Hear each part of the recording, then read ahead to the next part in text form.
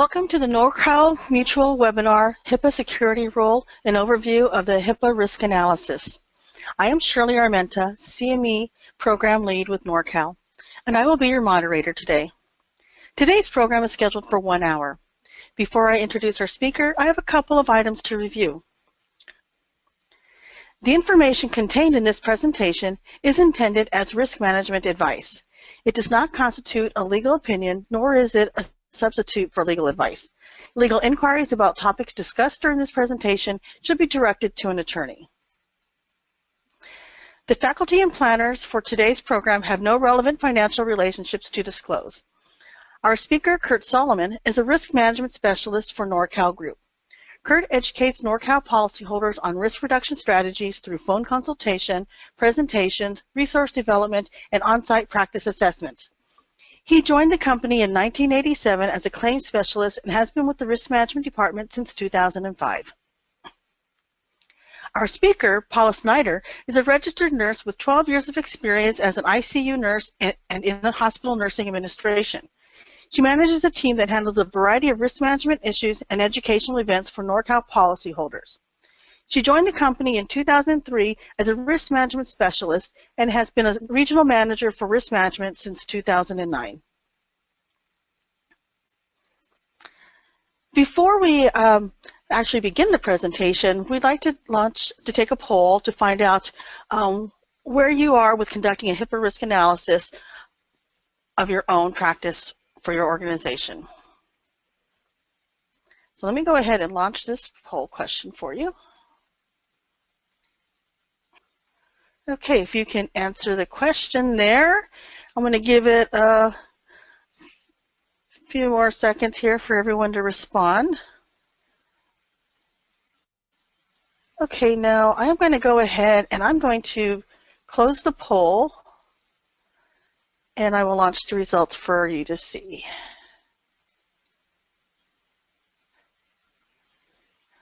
All right, Curt, if you'd like to unmute, you can review those. Thanks, Shirley. So it looks like a lot of you actually have conducted a risk analysis or are thinking about doing so, but also a fair amount of not done anything yet. So this is going to be a good presentation, I think, to help you compare if you've already started or have done something. Compare what you have completed with what we will talk about today in completing a good risk analysis. So this presentation should give you an understanding of why you must secure your electronic protected health information. Curt, there you go. Thank you. I'm just going to remind you to share your screen. Okay. Sorry for the interruption. Yeah. So, this presentation should give you an understanding of why you must secure your electronic protected health information and cover the general steps that are going to be involved in this risk management process. We're going to talk about protecting the integrity, confidentiality, and availability of electronic protected health information. We refer to that as EPHI, so you're going to hear that a lot. So, we're going to be talking about protecting this EPHI that's held or transmitted by covered entities. We'll start with a simple overview of the Health Insurance Portability and Accountability Act, HIPAA. And then we'll look at the development of the security role of HIPAA and what it requires covered entities to do. We'll talk about 3 security safeguards required for compliance. We'll dive deeper into the administrative safeguards requiring covered entities to perform a risk analysis as part of the security management process. This is a process to identify the potential risks to EPHI as well as evaluate their likelihood of occurrence and their potential impact. And then finally, we're going to go through the steps for conducting a risk analysis and finish with some examples of HIPAA violations. Well, our main intent today is to talk about the HIPAA security role in risk analysis. I really think it would be helpful to provide some background information about HIPAA itself. This will help lay the foundation for our topic. We've been living with HIPAA for a long time. It was actually signed into law by President Bill Clinton back in 1996. The primary goals of the law were to improve portability and continuity of health insurance coverage for workers when they changed employers. It also was to combat waste, fraud, and abuse in health insurance and healthcare delivery. And thirdly, the main goal was to protect the confidentiality and security of healthcare information. HIPAA is divided into 5 different titles. The 2 main ones are Title I, which deals with portability, and Title II, which focuses on administrative simplification.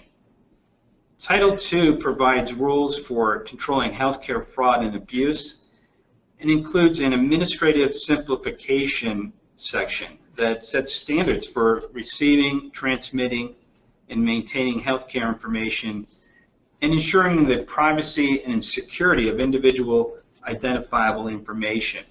The standards set in this title for electronic healthcare transactions were meant to encourage the healthcare industry to move to the handling and transmission of patient information from manual to electronic systems in order to improve security, lower costs, and lower the error rate. Now, in the administrative simplification section of Title II, there are 5 rules: the privacy rule, the transactions and code sets rule, the security rule, the unique identifiers rule, and the enforcement rule. Today we're going to be talking and concentrating on the privacy and security rules. The standards for privacy of individually identifiable health information, it's commonly known as the privacy rule, established for the first time a set of national standards for the protection of certain health information. It regulated the use and disclosure of protected health information, PHI, held by covered entities. PHI, protected health information, is any information held or transmitted by a covered entity which concerns the health status, provision of health care, or payment for health care that can be linked to an individual. Covered entities are healthcare providers who electronically transmit health information in connection with certain transactions, as well as health plans and healthcare clearinghouses. The privacy rule is extended to independent contractors of covered entities who fit within the definition of business associates. There are certain scenarios in which a covered entity may be required or permitted to disclose PHI without a patient's express written authorization. Those scenarios include facilitating treatment, payment, or healthcare operations. However, many, really if not most, disclosures require a written authorization from the individual. When PHI is disclosed, the covered entity must make a reasonable effort to disclose only the minimum necessary information required to achieve its purpose. Individually identifiable information includes what you see up here on the screen: patient names, dates relating to a patient, physical and email addresses for patients, their telephone numbers, social security numbers, medical record numbers, photographs, and really any other unique identifying number or attribute. The information can be in any form or media, whether it's electronic, paper, or oral. That's kind of an important distinction there with the privacy rule. So let's move on to the security rule. The security rule provides regulations for protecting the integrity, confidentiality, and availability of electronic protected health information. We refer to that as ePHI. You're going to hear that term a lot, ePHI, so that's what that means, electronic protected health information. This applies to ePHI that is created, received, maintained, or transmitted by a covered entity. The security rule does not apply to PHI transmitted orally or in writing, paper. Under the rule, covered entities must identify and protect against reasonably anticipated threats to the security or integrity of the information. So, for example, a simple example: if the organization is in a flood-prone area, you should be protecting against the hazard of flooding. Under the rule, covered entities must protect against reasonably anticipated impermissible use or uses or disclosures, as well as ensure compliance by its workforce. The security rule lays out 3 security safeguards required for compliance. They're categorized as administrative, physical, and technical. And we're going to look at these safeguards in more detail, but I want to lay some groundwork. We need to understand that for each of these types, the rule identifies various security standards. They're called standards. And for each standard, it names both required and addressable implementation specifications. So you have standards and specifications. A specification is a detailed instruction for implementing a particular standard. Required specifications must be implemented. Addressable specifications, they're more flexible. Covered entities can determine the best way to implement addressable specifications. These specifications are still required. It's just that you could implement an equivalent measure that is reasonable and appropriate and would accomplish the same purpose.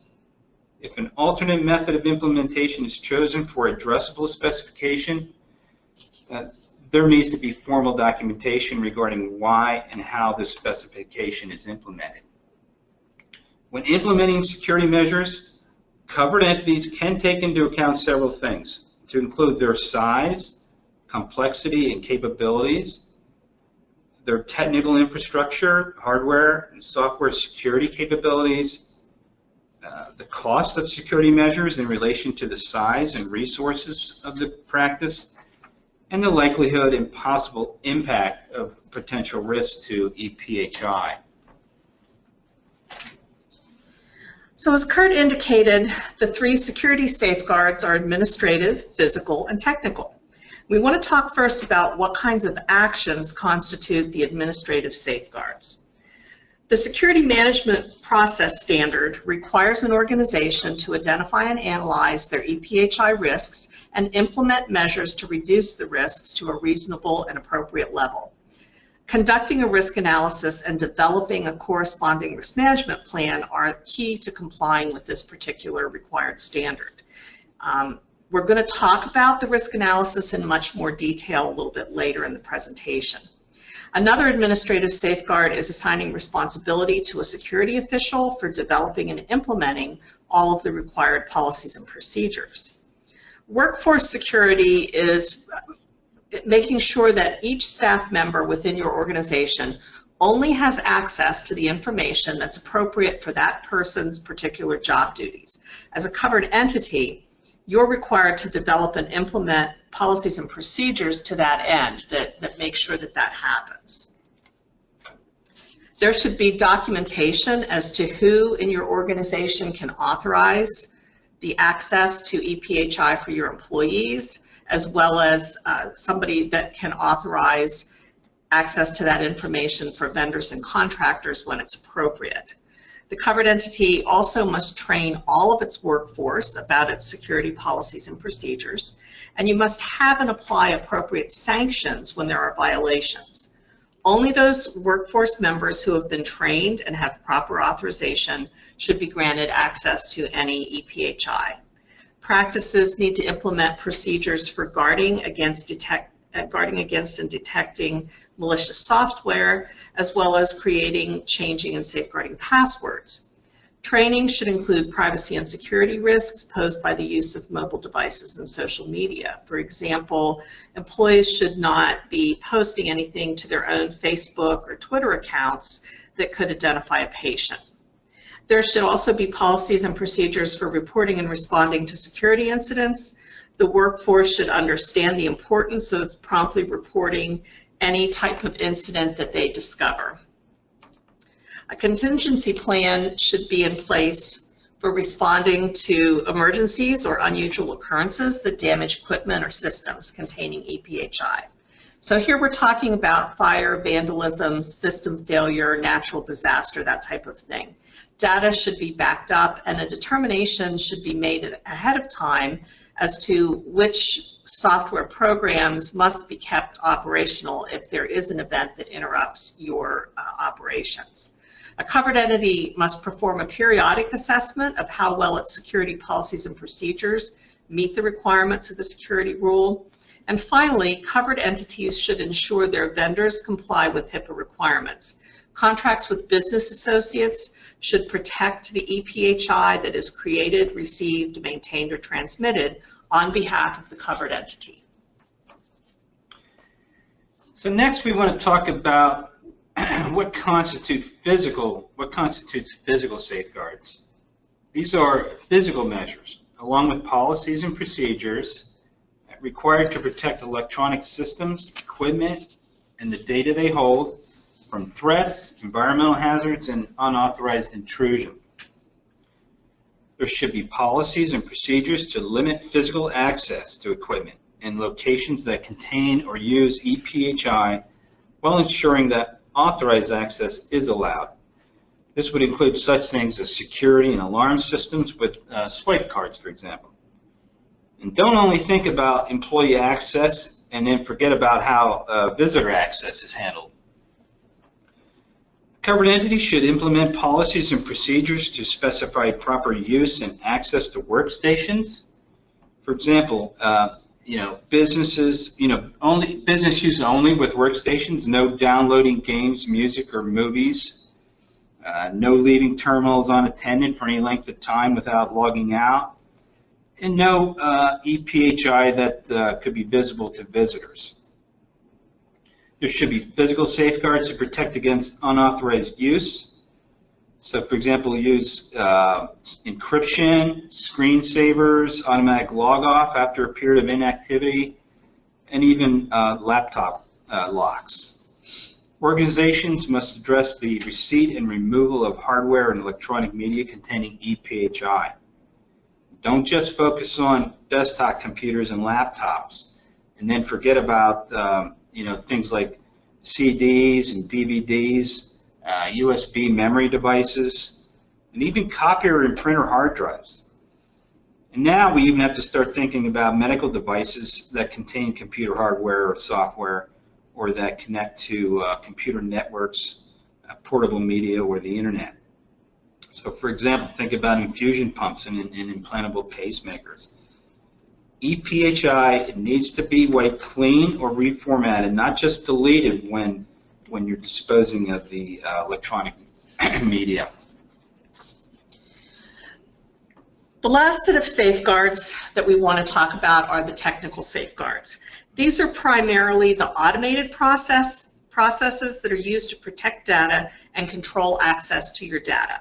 So there needs to be policies and procedures for electronic information systems that indicate that allow access only to those persons or software programs that have been granted access rights.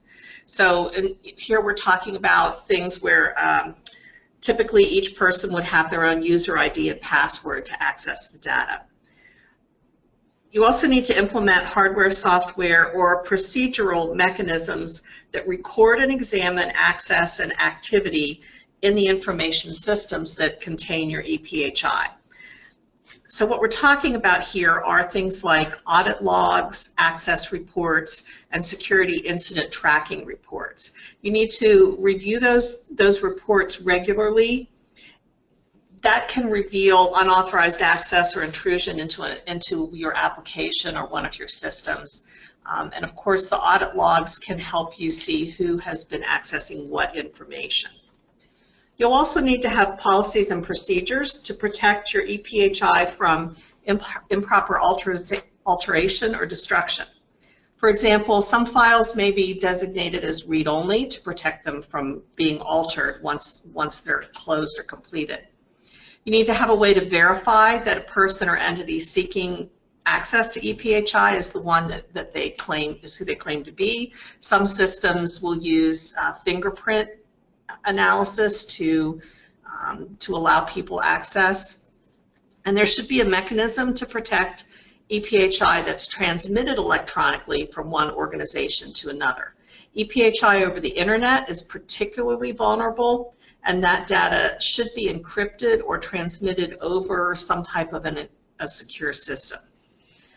So now that we've given an overview of the HIPAA privacy and security rules, Curt is going to introduce the risk analysis process. Thanks, Paula. So the security management process standard in the administrative safeguards section of the security rule, it requires covered entities to implement policies and procedures to prevent, detect, contain, and correct security violations. Risk analysis is one of the 4 implementation specifications of this standard. Let's start with a question related to this risk analysis process. Question is, a risk analysis is required to be conducted in the following size of physician practice. So select your answer from the 4 options that are offered here. Thank you, Curt. I've gone ahead and launched the poll, as you can see. So I'm just waiting for the results to come in, and then I'll share with you. Giving everyone a chance here to select an answer. And I'm going to go ahead now. I'm going to close the poll and share the results for you.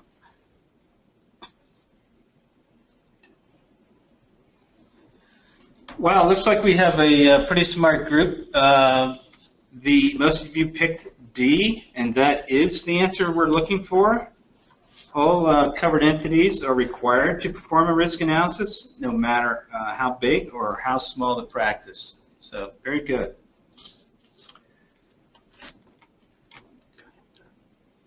So the risk analysis is an accurate and thorough assessment of the potential risk and vulnerabilities to EPHI, including the risk to the availability, the integrity, and the confidentiality of the EPHI. And as a result of the analysis, each entity must have a formal risk management process that reduces risk to an acceptable level. I look at it as like the risk analysis is kind of like the examination and testing that a doctor would use in order to come to a diagnosis. You know, just as a doctor then would use a diagnosis and other clinical data to create a treatment plan, a risk analysis would be used by an organization to create a risk management plan.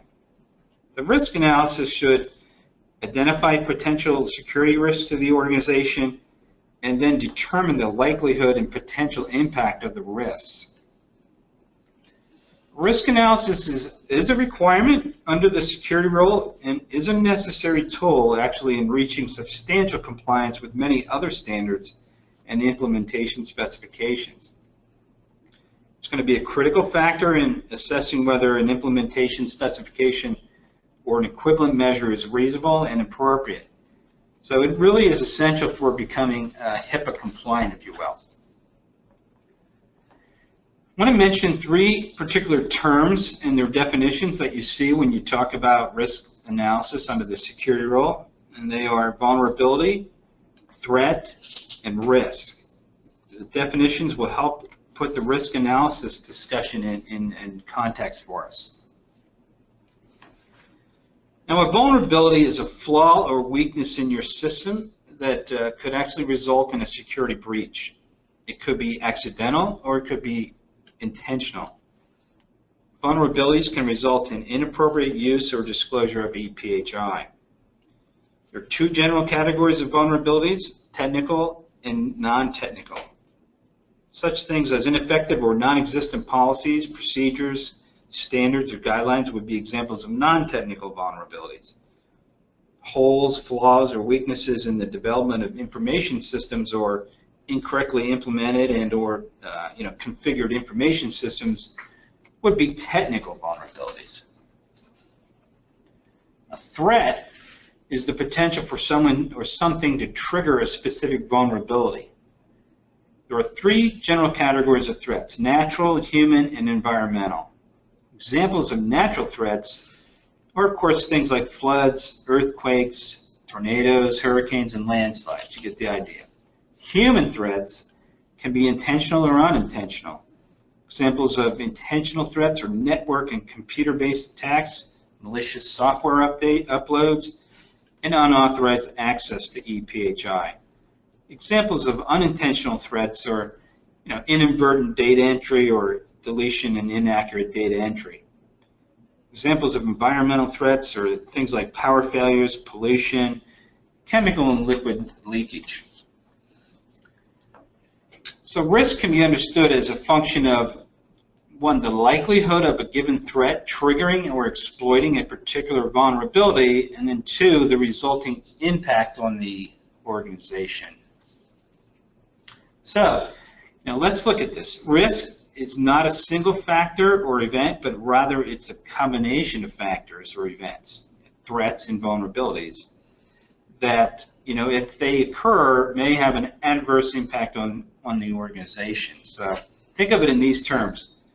A vulnerability, which is a flaw or weakness that can be triggered or exploited by a threat, which is the potential that it will happen, equals a risk. At this point, Paula is going to go over the steps of a risk analysis. So the security rule does not prescribe or require a particular method of performing a risk analysis. There are various ways you can approach it, and there's no one best practice that's going to absolutely guarantee compliance with the security rule. However, the steps that we're going to outline here are common to most methods, and they have been offered by the Centers for Medicare and Medicaid Services as an example of a risk analysis.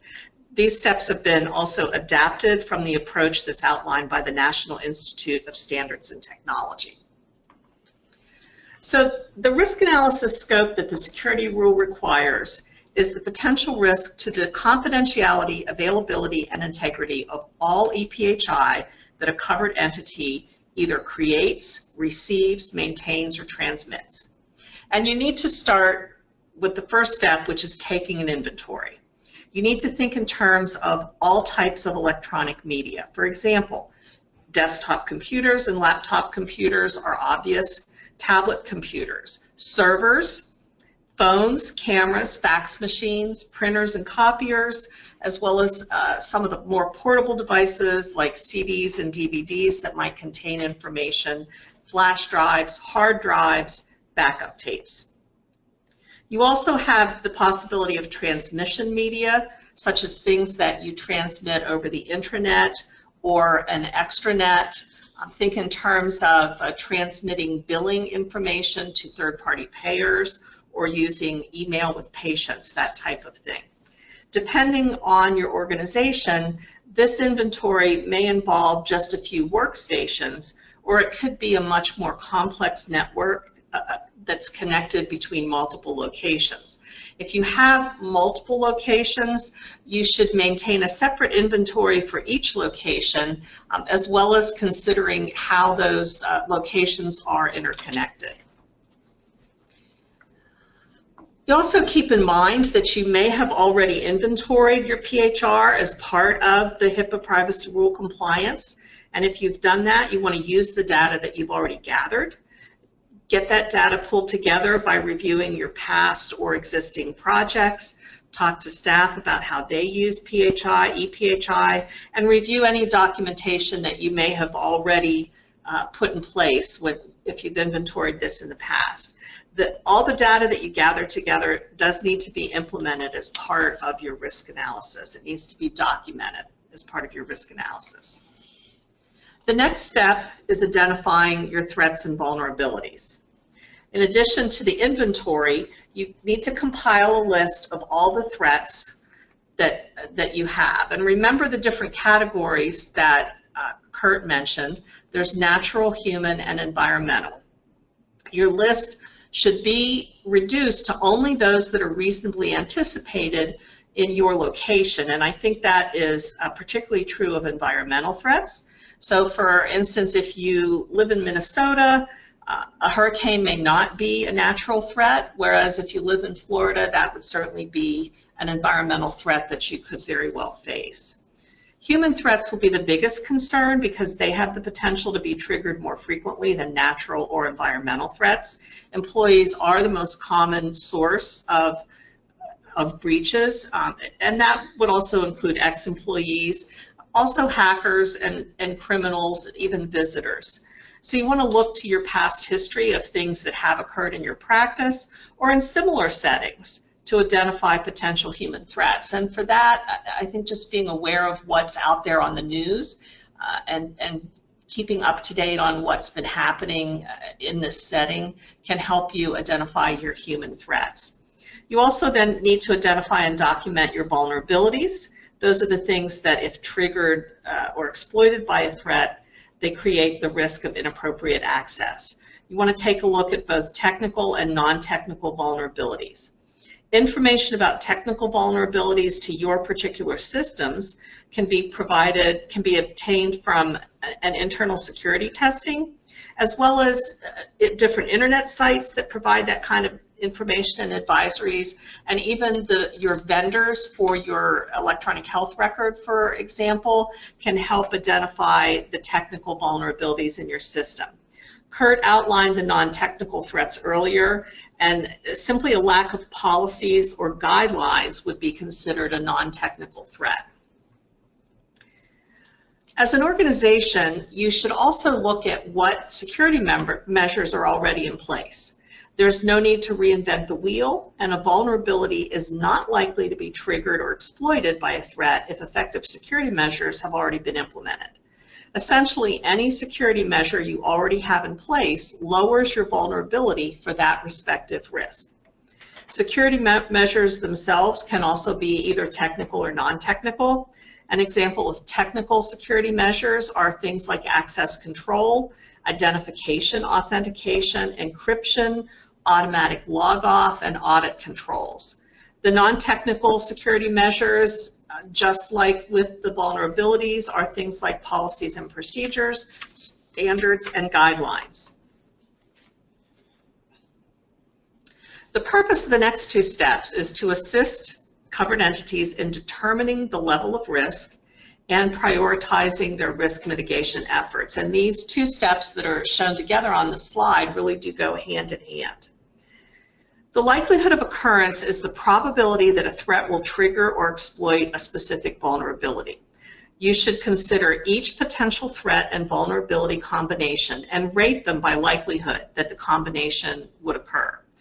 Consider using a rating system such as high, medium, or low to express the likelihood of occurrence.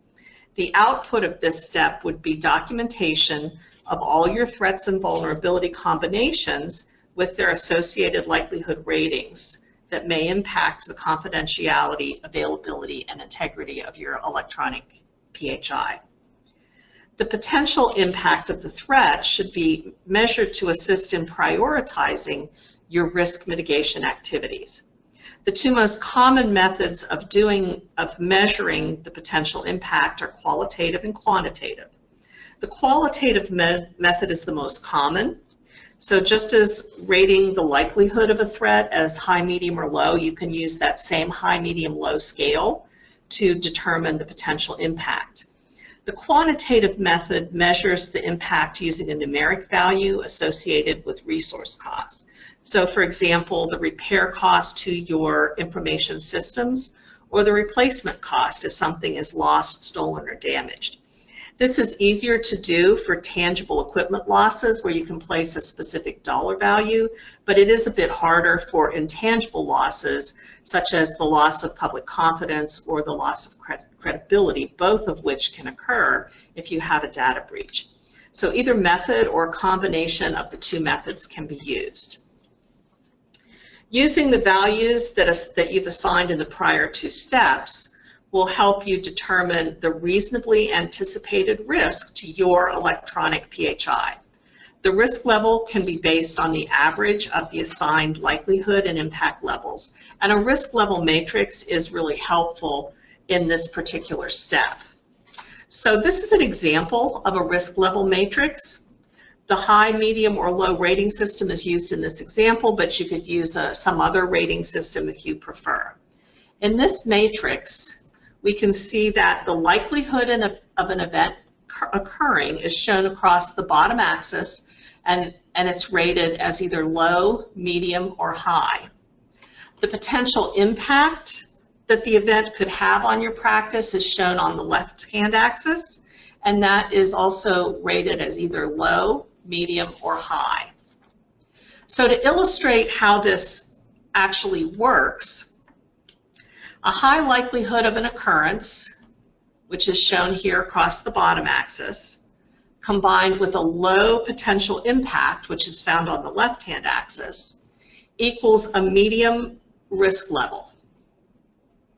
You could also reach a medium risk level with a low likelihood of occurrence, in other words, something that's not very likely to occur, but if it does occur, it has a high potential for an impact. That would also give you a medium risk value.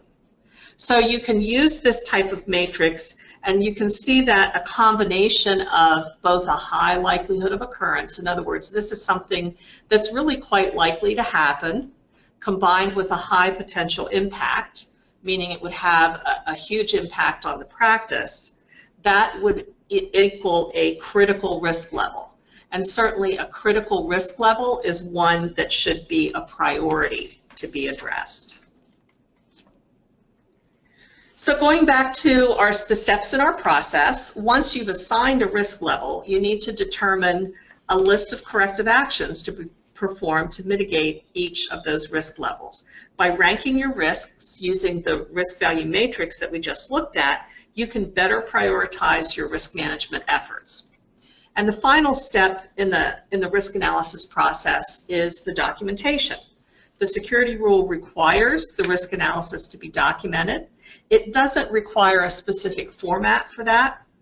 The documentation is going to be used in the organization's risk management process. And I should really mention that the documentation is going to be done as you go through each of the steps. So as you complete each of the steps in the process, you want to document what you've discovered and learned at each of those steps. So you're going to document your inventory, any data that you've pulled together that you had gathered in the past. You're going to document your vulnerabilities and threats that you've identified, any security measures that you already have in place. You're going to apply that risk value matrix in some form, and you're going to document that, and that'll help you determine the level of each risk.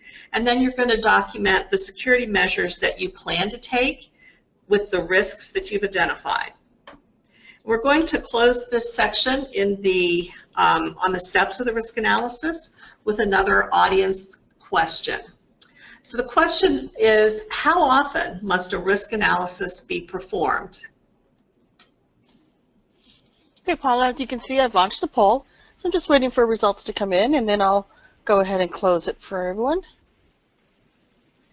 Let's just give it a little bit more time here.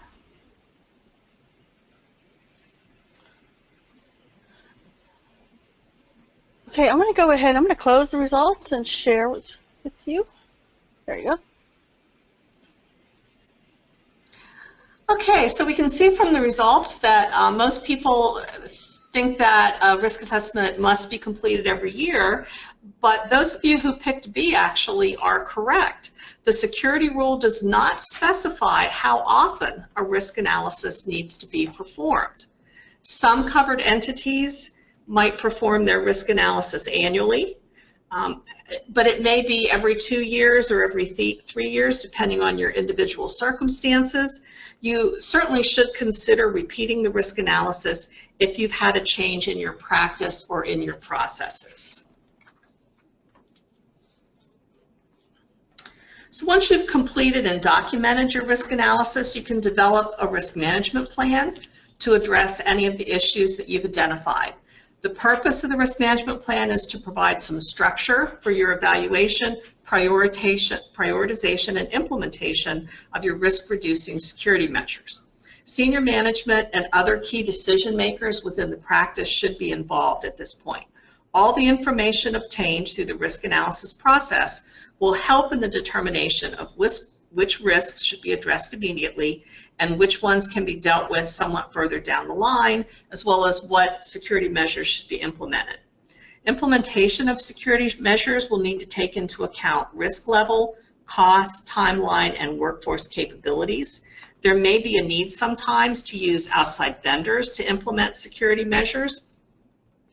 And the final step in this risk management process is really to continue evaluating and monitoring the risk mitigation measures that you've implemented.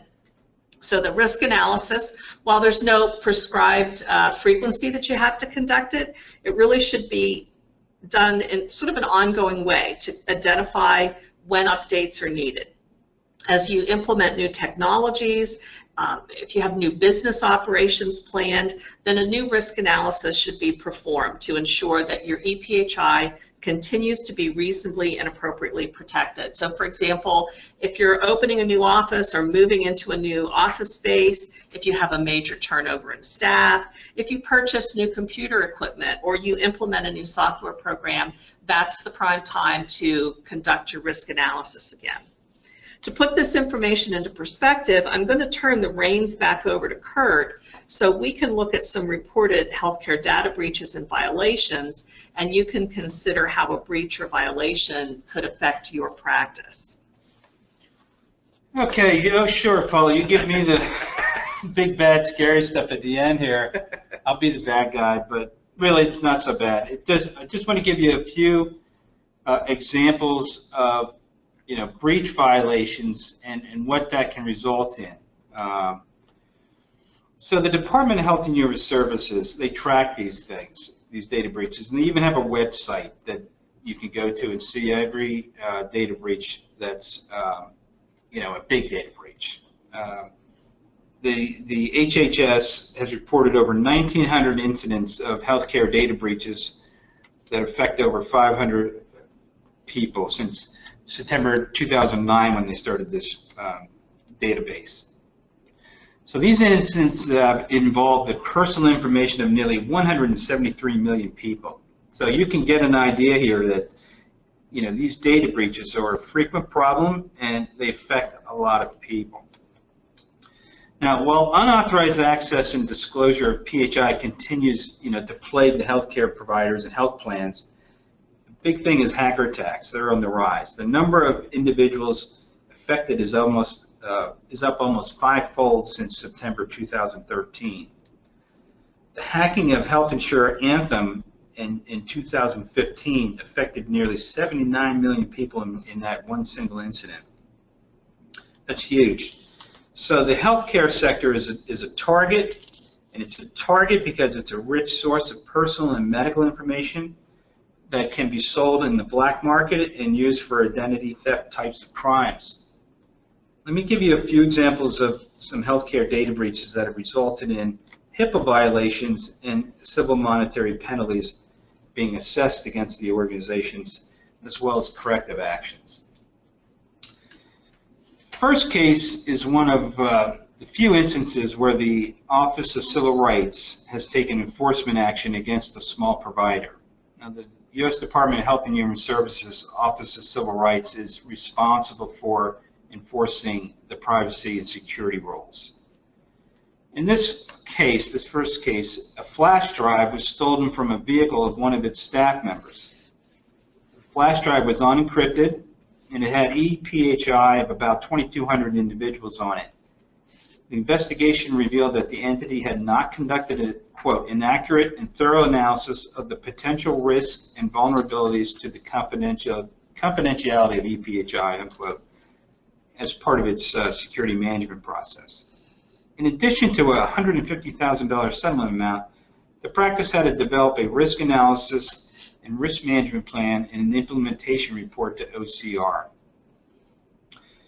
In the Concentra case, an unencrypted laptop with EPHI of 870 individuals on it was stolen from a physical therapy center. The OCR found that Concentra failed to remediate an identified lack of encryption or to document why encryption was not reasonable and implement an alternative measure. It agreed to pay $1,725,000 in a resolution agreement. Now, these two cases also illustrate that the penalty is not necessarily tied to the number of individuals affected by the breach. The Concentra case affected fewer individuals, but resulted in a significantly higher monetary penalty. Some factors that can affect the level A financial penalty include prior history, the organization's financial condition, and the level of harm caused by the violation.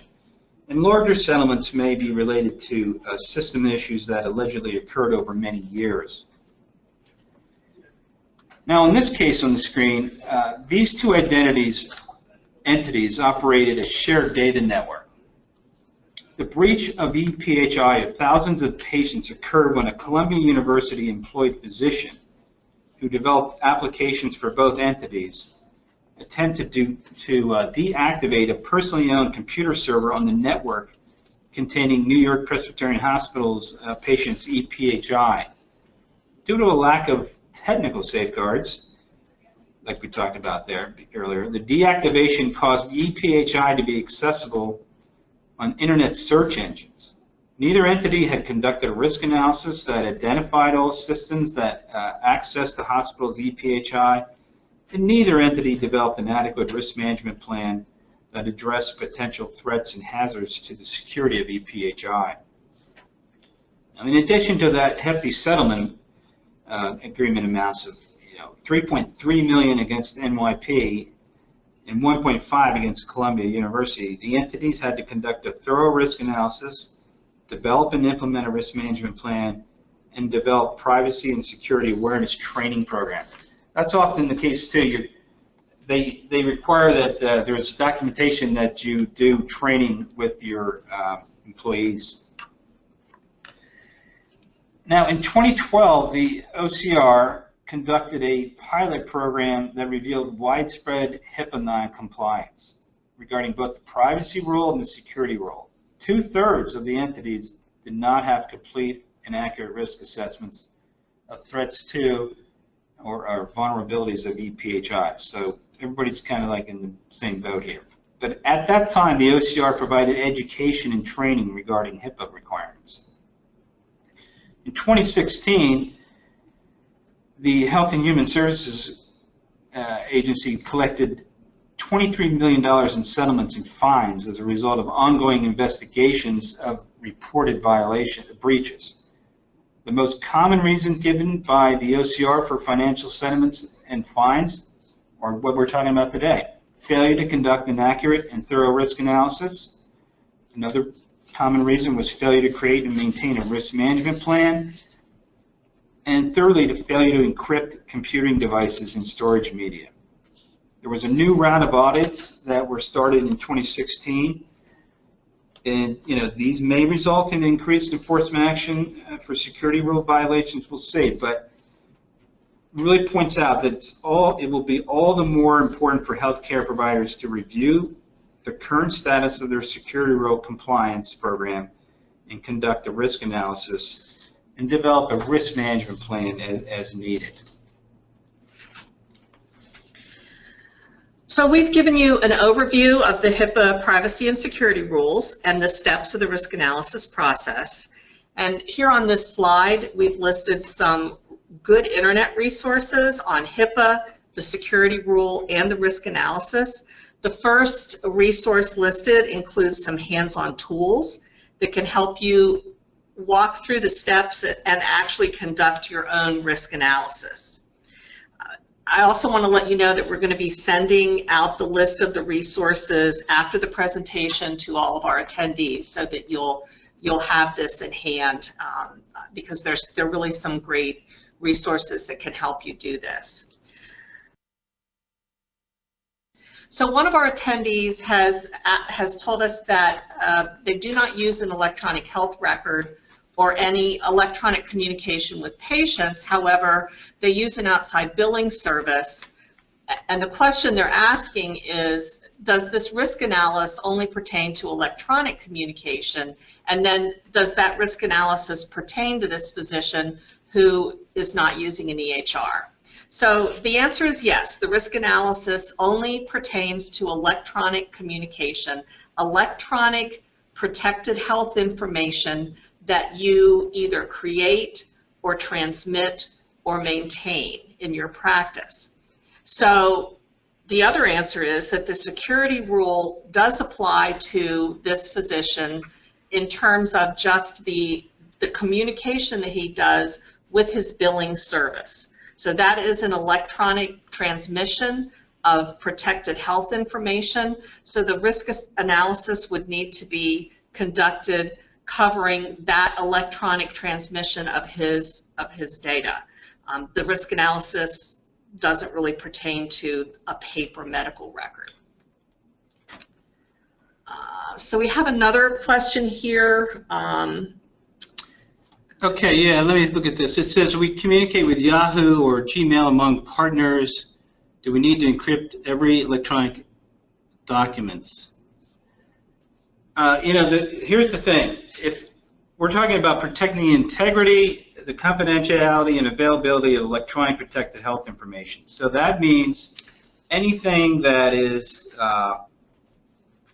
sent, received, or maintained. So if there's any personally identifiable information in those transactions, yes, the best way to go is to encrypt. If there's one thing I can leave you with today, if you forget everything else, it's probably this instruction, and that is encrypt, encrypt, encrypt. Because if you encrypt, your PHI is secured, and if you have a data breach, you'll probably get out of having to do notification, because if you can prove it was encrypted, it didn't get accessed, and so you're good. So encryption is the best way to go. Okay. We have another question. The physician's asking, now that I'm retired, does this rule apply to me? And I would say that if you have electronic protected health information, if you're maintaining your records, and in many states there's a requirement to maintain records for a certain number of years, and you're maintaining them electronically, then the security rule and the risk analysis does apply to you. If you're maintaining paper records somewhere, then that's a different story, because as we said, this risk analysis applies to electronic protected health information. Another question we have here is a question about contractor expectations for safeguarding electronic protected health information. So is that done via contract or training from the entity? One of the things Curt mentioned is that contractors, vendors that you contract with, they are also considered covered entities. And in the very beginning of HIPAA, those covered entities didn't have the same requirements necessarily on them, but they do now. And you do this through your business associates agreement with your contractors. So your business associates agreement needs to lay out what the expectations are. That's where you protect yourself from something that may happen within the realm of your contractor's organization. So all of this does apply to your contractors, but part of your risk analysis and identifying your potential vulnerabilities is making sure that you know who all those folks are and what it is they're doing with your data, and making sure that your business associates agreements are in place and up to par. Let us take a look here. We have a couple other questions. I think we have time for maybe one more here. We have a question about from a practitioner who's basically saying they're a solo practitioner, they don't have employees, they have paper charts, but they do texting by mobile phone with patients. And one of the things I will say about texting, again, it's electronic communication. Now, if there's no protected health information in that text itself, you might be able to argue that, well, it doesn't apply to the kind of texting that I do, but you'd have to be very, very careful about that. And protected health information has a pretty broad definition. Anything with names and information about the patient, you do have the risk that is going to be considered a breach. The question is, how do I know if my cell phone service is encrypted? And the easiest answer I can give you to that is it probably is not. It's actually pretty rare for cell phone service to be encrypted.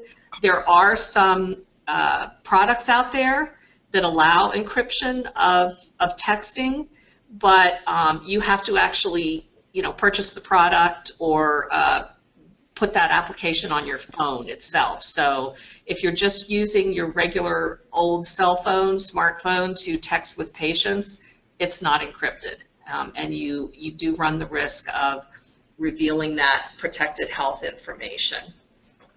And there's one other, I don't know, maybe we have a few seconds left here. I did want to mention something about the recent ransomware attack that we've heard about in the news over this past week or so. And one of the things that I wanted to point out to everybody is that what you can do in your practice, how you can educate your staff about to avoid the danger of a ransomware attack on your own equipment and coming into your information. Some of the things that you can do are to make sure that your staff understands that they should not be opening emails from anyone whose email address they don't recognize. They need to really examine the sender information and be suspicious of anything that they receive from an unknown email address. If there's links in an email, they shouldn't be clicking on those links unless this is something that they are expecting to get. You can also hover over and analyze a link within an email. You want to see if the link matches the original link in the message. Certainly anything that is made to sound urgent, offensive, or threatening should be avoided. So it's just a matter of being really careful with any emails that are coming in, and this is important even for personal emails that people may be using an office computer to look at their personal emails. You never want to open an email that's come into your junk folder unless you're 100% positive that it is not a junk email, that it is from a known and respected site.